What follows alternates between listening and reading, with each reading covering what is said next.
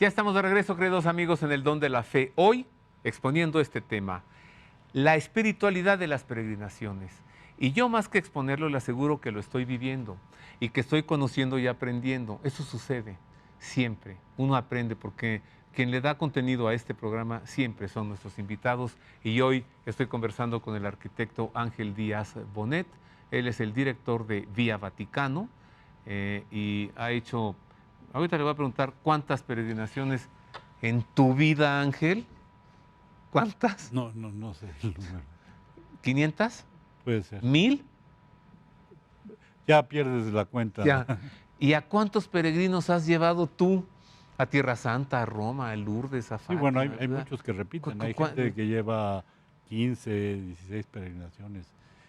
Hemos ido hasta Irán, a Persia, los lugares bíblicos del Antiguo Testamento, ¿no? Los lugares de la reina Esther, de Tobías, de los Reyes Magos, ¿no? Hemos ido a Vietnam, a Japón. Ahora próximamente iremos a Japón, los el santuarios, lugar de San Felipe de Jesús. ¿sí? Que ahora lo acaban de ser levantado a Patrimonio de la Humanidad, En Nagasaki, ¿no? Nagasaki, sí. Ahí murió mártir San Felipe de Jesús. O sea, si tú vas a Nagasaki para ver lo de la bomba, no es peregrinación. Pero si vas a Nagasaki para encontrarte en el lugar de donde murió mártir San Felipe de Jesús, entonces sí es peregrinación. San Felipe de Jesús y otros miles de cristianos que murieron ahí por una de las más crueles persecuciones que ha tenido el cristianismo, ¿no? En el Japón. Bueno, en tantas peregrinaciones que has organizado, en tantos peregrinos que has llevado, ¿tú qué has notado en el cambio, en la personalidad, cuando una persona empieza, cuando llega, cuando regresa, que tú pudieras definir a partir de eso una espiritualidad de una peregrinación? Sí, generalmente ya es alguien que ha pasado de la conversión, ¿no? Alguien que ya a través de su vida, generalmente son personas mayores que tienen más tiempo libre para hacer viajes tan largos, y ya es un tiempo de completar esa conversión y aprovechan eso para profundizar no solamente es el ir a vivir esa experiencia, sino en profundizar en conocimientos, ¿no?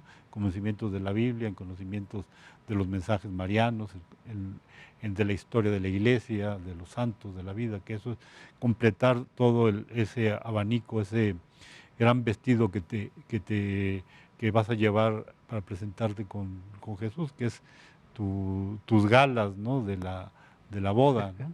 No llegar en harapos, ¿no? Entonces, Ajá. todo eso ayuda a esto. Y los que van por primera vez o que han sentido el llamado o van acompañados, es realmente impresionante las veces que la gente puede echarse a llorar, ¿Ah, sí? sí, o cuando hemos llevado a padres exorcistas, ¿no? De que en ese momento se caen, o hasta los que van pasando, me ha tocado, de que el padre está haciendo una liberación ahí Ajá. y quien va pasando por atrás también se cae Se cae. porque le tocó esa oración de liberación, ¿no? Wow. O sea, las lágrimas. Tú has visto, porque lo que se ve son las lágrimas. El don de lágrimas, ahí se te abre mucho, porque hay personas que en todos lados empiezan a llorar, ¿no? Hubo una religiosa mística, que no se podía parar del lugar de la crucifixión, ¿no? Ah, En el lugar donde está, pues, como si estuviera anclada. totalmente tirada, porque ella sintió todo eso, ¿no? ¿Qué Entonces tal? se tuvo que llevarla casi porque estaba parando la fila, ¿no? Que ahora con tanta gente que iba hace poco, digo, ahora está vacío todo por la Bueno, pandemia. esto es lo que se ve. Imagine usted lo que no se ve, es lo que ocurre en la interioridad, en el espíritu. Por eso estamos hablando de la espiritualidad de las peregrinaciones. Conozcamos a la Orden del Temple. Sus orígenes, sus objetivos, sus funciones eran proteger, custodiar a los peregrinos, a la gente que iba a Tierra Santa para encontrarse con los lugares en los que Jesús caminó. Vamos entonces a revisar qué es la Orden del Temple. La vigencia de la Orden del Temple abarcó solamente 2 siglos, de 1118 a 1314, aunque a pesar de su breve existencia, los caballeros templarios han provocado en los últimos 900 años una gran fascinación que crece por la colección de leyendas que les rodea. La fundación de esta orden monástica militar se relaciona con San Bernardo de Claraval, quien dictara las pautas principales de la regla que regiría a los caballeros, normas que se basaban en la forma de vida benedictina, muy similar a la de la Orden del Císter. El 25 de diciembre de 1118, 7 cristianos acudieron a Balduino II, rey de Jerusalén, para ofrecerse a fundar una orden de monjes soldados. La orden se encargaría de proteger militarmente a los peregrinos que acudiesen a Tierra Santa, junto con los caballeros hospitalarios que ya ofrecían albergues y hospitales.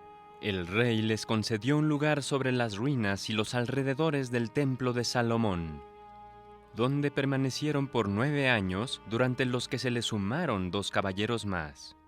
Inicialmente se llamó Orden de los Pobres Caballeros de Cristo, luego Orden de los Caballeros del Templo de Salomón y finalmente Orden del Temple o Caballeros Templarios. Cuando en el año 1128 el Papa Honorio II reconoció a la Orden del Temple y a sus 9 fundadores. Poco se sabe sobre lo que los 9 caballeros iniciadores hicieron durante su estancia de 9 años en las ruinas del templo, pues nadie podía entrar o salir sin su consentimiento. Además de que durante ese tiempo, ellos nunca salieron a cumplir su misión consistente en proteger peregrinos y combatir al enemigo. En principio dedicaron su tiempo a rezar, meditar y vivir bajo la regla aprobada, pero hay historiadores que suponen que se dedicaron a excavar la zona en busca de reliquias sagradas. A partir de ello, se cree que alguna de las reliquias les revelaría un conocimiento oculto que les ayudó a convertirse en la fuerza económica y militar más poderosa de la cristiandad. Si acaso encontraron el Arca de la Alianza o el Cáliz Sagrado o la lanza de Longinos, eso no lo sabe nadie. De lo que sí se tiene certeza es de que conservaron durante siglos la sábana santa, la tela que cubriera el cuerpo del Señor en el sepulcro y la que traspasara justo al momento de su resurrección. Esta tela hoy se venera en Turín. Esos los caballeros templarios. Más adelante vamos a conocer a los caballeros hospitalarios. También el origen de esa orden hospitalaria que hoy se llama Orden de Malta, precisamente para atender a los peregrinos. Ángel, a ver, yo alguna vez recuerdo haber estado contigo en Jerusalén, en el Santo Sepulcro, en la Piedra de la Unción, y ver allí tantas personas arrodilladas, llorando, abrazados a esa roca, llorando pero como bebé, ¿no? Así, sollozando. Eso es lo que vemos. Eso es conversión.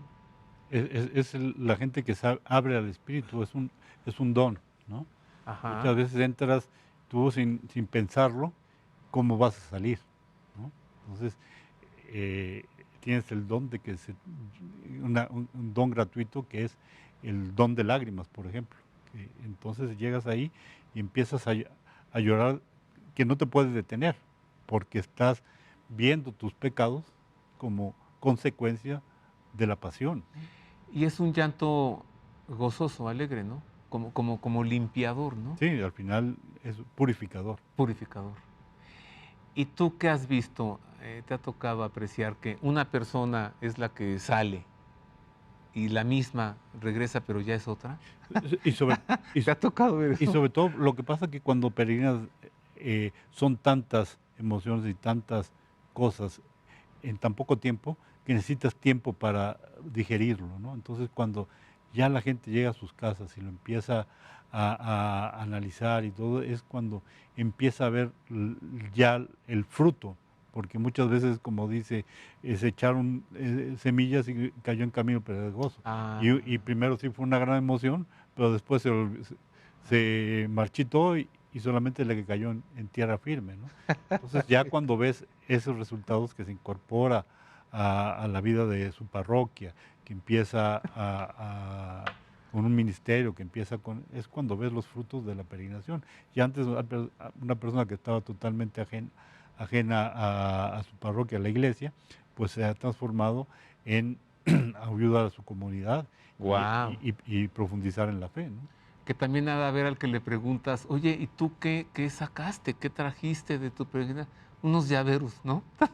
Unos llaveros, unas gorras. ¿Los ha de haber o no? Sí, sobre todo las señoras que quieren traer recuerdos a todas las nueras y a los hijos. Entonces, yo les digo, es mejor lo que lleguen a platicar que lo que traigan de camisetas o de llaveros. Claro, claro. ¿Cómo dices tú allí en tu institución de Vía Vaticano, ¿no? ¿Cómo dices esta frase que tienes lo mejor de mi peregrinación? ¿Cómo es? Bueno, en mi viaje o en mi peregrinación hemos visto tantas cosas, hemos visto más cosas de las que recuerdo, pero en mi recuerdo hay más cosas de las que he visto. A ver otra vez, en mi peregrinación vi más cosas De las que recuerdo, pero en mi recuerdo hay más cosas de las que he visto. Vía Vaticano. O sea, ver las cosas con los ojos del alma. Ay, claro, un hoy bien vivido hace del pasado una añoranza y del futuro una esperanza. ¿Eh? A ver, ya le presenté la orden de los caballeros del Temple.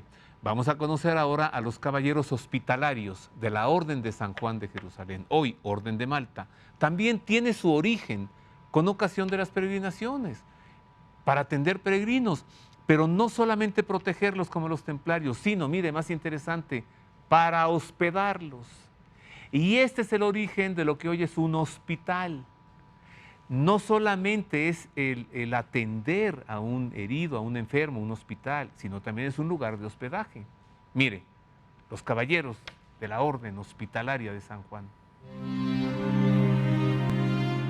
Los orígenes de la soberana y militar Orden Hospitalaria de San Juan de Jerusalén, de Rodas y de Malta se remontan al año 1050, cuando algunos mercaderes de la antigua República Marinera de Amalfi obtuvieron del califa de Egipto el permiso para construir en Jerusalén una iglesia, un convento y un hospital en el que se pudiera brindar asistencia a los peregrinos de cualquier fe o raza.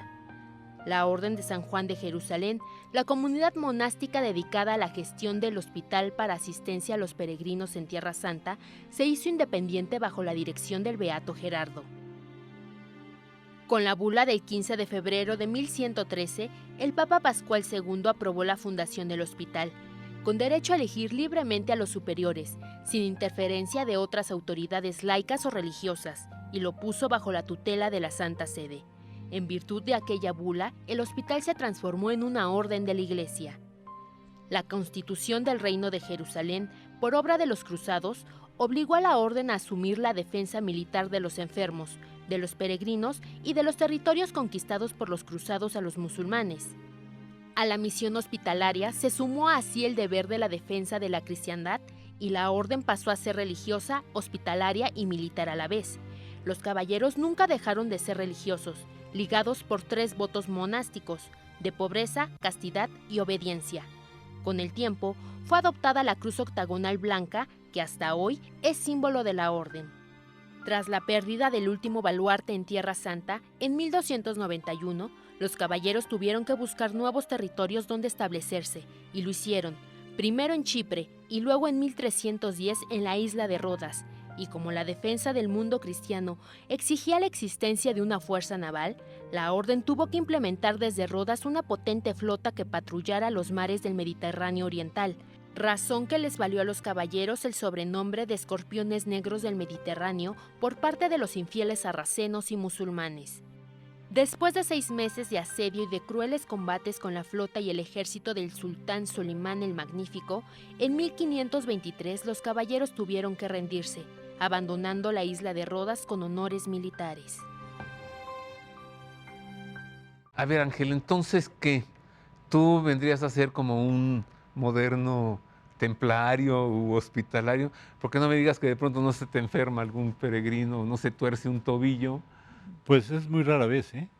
Y eso que viajamos con personas de mucha edad, hay veces Ah, sí, o personas sea, vas como de más de protegido 90 años. por la Y gracia. realmente son muy, muy raros los casos, ¿no? Eventualmente una caída o algo, pero pueden pasar peregrinaciones y peregrinaciones y no pasa nada. Oye, a ver, ya cuando vemos estas dos órdenes, ¿no? Templarios y hospitalarios, que tienen un origen precisamente por los peregrinos, esto quiere decir que hace 900 años No era fácil la llegar. actividad principal de la humanidad era peregrinar y que no era fácil. Sí, sí. Sobre todo al momento de entrar el segundo milenio, en los años 1025. Cuando se conquista Jerusalén por los cruzados es en el 1099, pero ya se empezaba a peregrinar desde mucho antes. Por eso es que los hospitalarios nacen antes de que lleguen las cruzadas y se ponen ahí para, venían desde Europa y pasaban una navegación y luego muchas penurias y llegaban muchos enfermos. Entonces, Y nada de aviones y hoteles, ¿no? no, piratas y de todo. Entonces, ese era el origen de esta orden, el cuidarlos a los peregrinos en su salud, mientras que la orden del Temple era cuidarlos militarmente, era una orden militar, En su eh, salvaguardia y contra protección. los enemigos de la cristiandad, principalmente los musulmanes que tenían todo alrededor de la Tierra Santa, que se le había quitado, se habían vencido. Y después los caballeros templarios se extienden en Europa, y en Europa también había riesgos. Entonces ellos, por ejemplo, son los que inician los bancos, porque ellos, tú llegabas, estoy en París y voy a ir a Santiago de Compostela, y si me asaltan y me quitan el oro que llevo y todo, entonces ellos te hacían una letra de cambio y a medio camino la podías cambiar y luego otra en el destino para que no te robaran el dinero. Entonces empieza ahí ya el cheque.